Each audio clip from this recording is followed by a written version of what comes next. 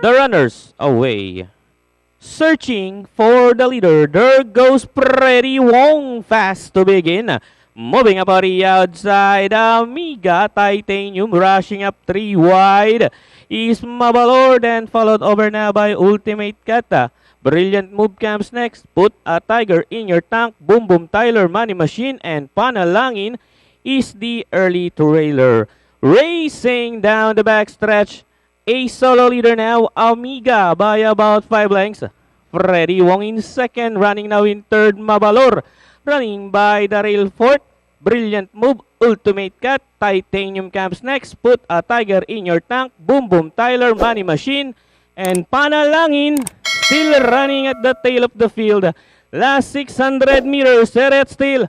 Amiga by about 4 lengths. Here comes Brilliant move to take second. Freddy Wong shuffle back to third. Then here comes Titanium now getting closer in fourth.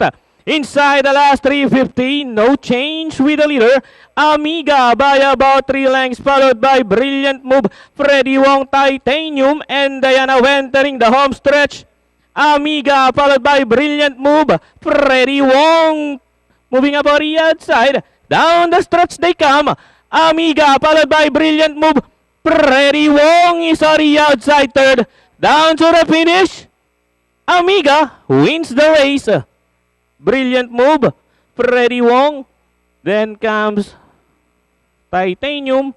Put a tiger in your tank for your pentapecta. Alright, banderang tapos, 7-8, Amiga, ridden by Pubs M. Cabalejo. Masisugunding 6, Brilliant Move, then 2, Freddy Wong. Okay, panoorin natin replay nito ating race.